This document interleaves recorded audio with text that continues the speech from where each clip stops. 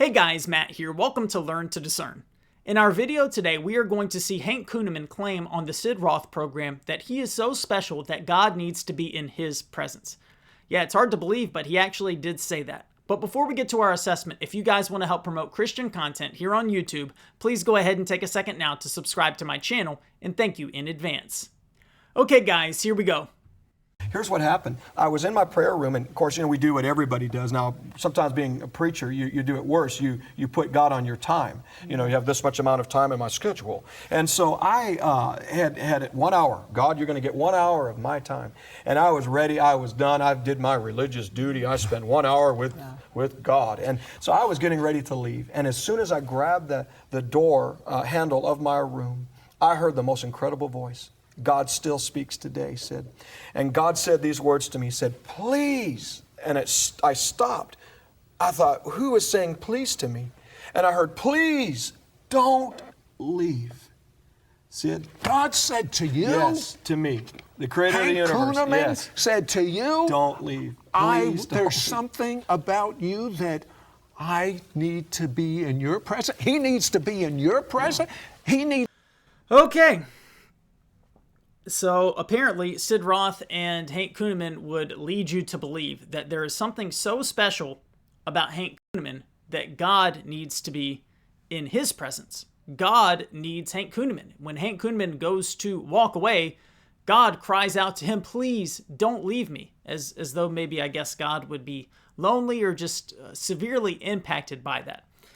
Now, there is a lot I want to say, but I just want to start by talking about this from a theological standpoint. So we're going to go to Acts 17. I guess for starters, I could say that if you are a true believer, God is with you at all times. So just because you would be leaving a room doesn't mean that you would be walking away from God. So already the idea that you could somehow be in intentional prayer or Bible study and then get up to leave and God would be like, oh no, don't leave me. If you're a believer, God is with you all the time. So that doesn't make sense. But let's look at what Acts chapter 17 tells us about God, his character, his nature, who he is. The God who made the world and everything in it, being Lord of heaven and earth, does not live in temples made by man, nor is he served by human hands as though he needed anything, since he himself gives to all mankind life and breath and everything. You notice this? God doesn't need anything. He doesn't need anything. He doesn't need anyone. Now, certainly we believe that God works through us, that he has instructed us to do certain things and that he will work through us to accomplish his purposes, but he does not need any of us. God does not need me to be doing this channel. I try to use it and hopefully do it in such a way that it ultimately points people back to Christ and glorifies him. I'm sure I fail in that and do so imperfectly, but I just need to acknowledge he doesn't need me. He is God. The God of the Bible is self-sufficient. He is completely satisfied within himself. He didn't create the world because he was lonely or he needed somebody else to do something for him. Rather, he made a sovereign choice to create the world. So this idea that God needs anything is already off base, but notice it's not just that God needs something. It's ultimately that there's something so special about Hank Kunneman. Like God, it almost makes it seem as though God is impressed with Hank Kunneman. There's just so much arrogance here. It's hard to believe. And we're going to listen now to, fast forwarded a little bit here in this video. Hank is going to tell a story. And I know that people who are not a big fan of me or the sort of work that I do in my videos, they'll often lobby accusations. They'll say, well, you don't believe in the supernatural. You don't believe that God is still doing things today. And that certainly is not the case. I do believe that God can and does do supernatural things today. However, I would want to retort to that person and ask them to at least acknowledge the fact that somebody could try to take advantage of the fact that you believe God can do supernatural things, right?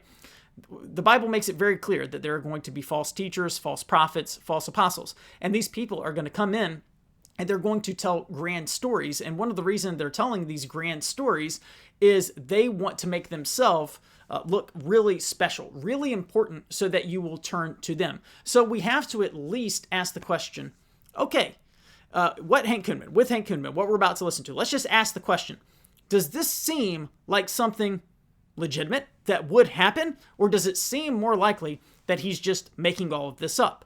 Now, before we listen, I would also point out that by the biblical standards of Deuteronomy 18, we already know without question, regardless of what he says in this story, that he's a false prophet, because he has numerous false prophecies, many of which I have detailed on this channel. There will be a playlist at the end. You can check it out. You can listen to him talking about who's going to win presidential elections and getting it wrong. Most recently, he claimed that Donald Trump's vice president was going to be a woman, and he claimed that he was getting that directly from God. Clearly, that did not happen. So we already know he's a false prophet, but let's listen to the story and just see, does this make any sense whatsoever? You know, one time, let me tell you what God does. When you spend time with Him, there's a presence that He will put on your life. And I remember years ago. All right, sorry, we're going to get to the story, but notice again, it's, when you spend time, He'll put a presence on your life. And so this whole story is about how Hank has spent time with Him, and Hank has that presence on his life. It's all about Hank, really is what it's about. Look at how special I am. So let's listen to his made-up story. Oops, did I give it away what I believe? Yeah, it's a made-up story. Ago, I was a youth minister, and I was out playing what we call capture the flag, and it was kind of like a hide and seek type game. And all of a sudden, I heard a noise, and I didn't hear it in the natural. I heard it in the spirit, but I thought it was in the natural, and it was a loud sounding noise of music, Sid.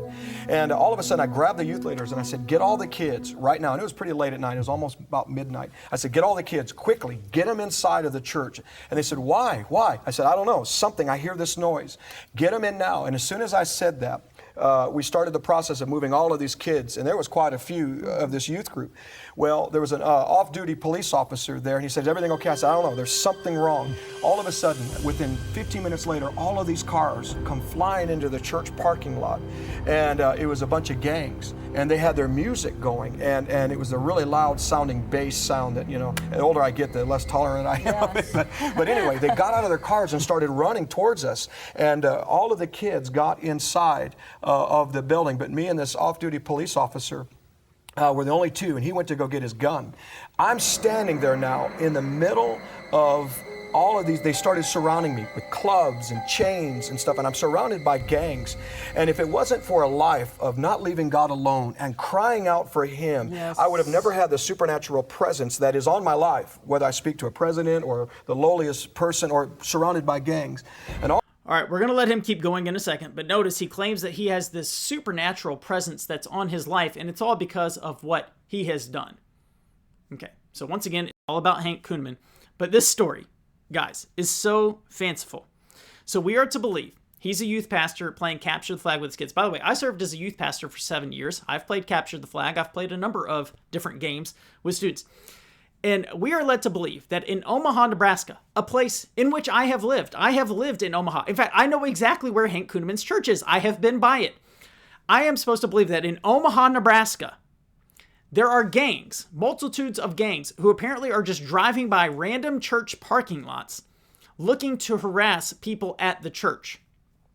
Already, that doesn't seem likely. He also claimed that he heard this supernatural noise. He knew something was wrong. He told everybody to get inside. And then he said about 15 minutes later, people showed up and we barely made it inside. So you mean to tell me that you're outside with a bunch of kids and you're like, I know something bad is about to happen. Everybody get inside right now. And 15 minutes later, they're still trying to get inside.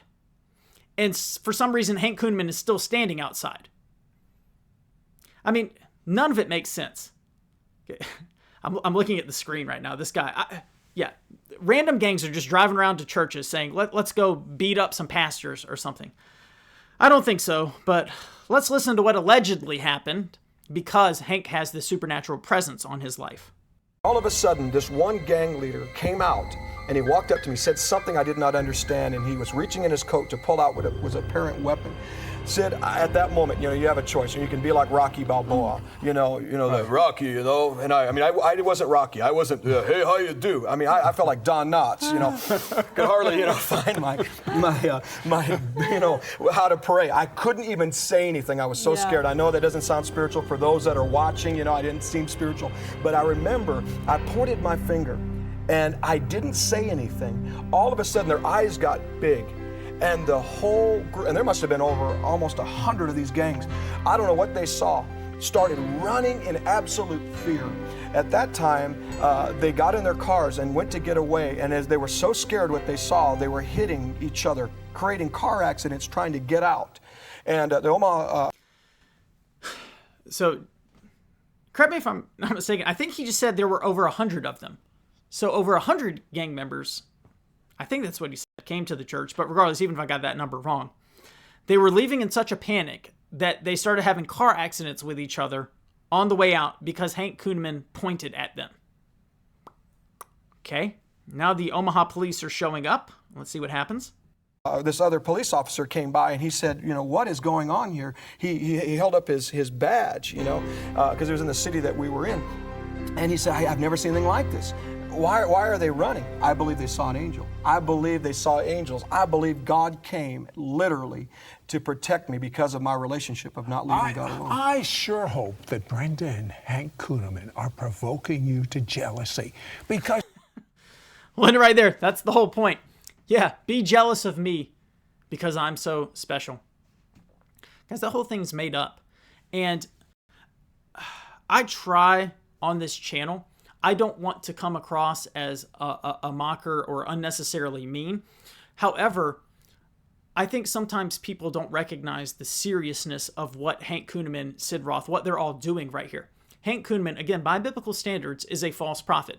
One of the things that we know about false teachers and false prophets is that they lead people astray. They completely ruin and shipwreck people's faith, meaning they lead people to hell. So that is not something that we can be casual about. I can't look at this and say, well, Hank Kunneman and I, we have some slight theological disagreements, but, I'm just going to let it slide. Some people will say, why are you getting up in his business or gossiping? This is a warning to people who have been sitting under his ministry. He is not the man of God that he purports to be. He is a false prophet, a false apostle, leading people astray, leading people straight to hell. Let's look at 2 Corinthians chapter 11. We'll finish up here. Paul talking about the false apostles. What does he have to say about these false apostles? But I am afraid that as the serpent deceived Eve by his cunning, your thoughts will be led astray from a sincere and pure devotion to Christ. So the serpent deceived Eve. It wasn't so obvious to her. That's the whole point of deception. It's not always clear and obvious. You can be deceived. You really think something is true. Well, false apostles, false prophets are preying upon that fact. They're banking on the fact that it's going to sound real enough to you that you'll buy into it. For if someone comes and proclaims another Jesus than the one that we proclaimed, or if you receive a different spirit from the one you received, or if you accept a different gospel from the one you accepted, you put up with it readily enough. Indeed, I consider that I am not in the least inferior to these super apostles. What was happening? These people were coming along and claiming to be even more spiritual, even better than the Apostle Paul. You think that may have had something to do with them boasting about their stories and talking about how great they were? Yeah, I think there's a pretty good chance that that's exactly what is going on.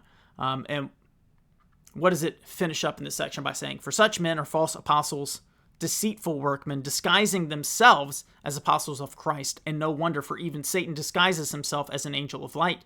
So it is no surprise if his servants also disguise themselves as servants of righteousness. Their end will correspond to their deeds. As I've said numerous times, we don't even have to base our assessment of Hank Kunneman off of this video. The whole thing is made up. It did not happen, but I don't need that story to know what I should think about Hank Kunneman.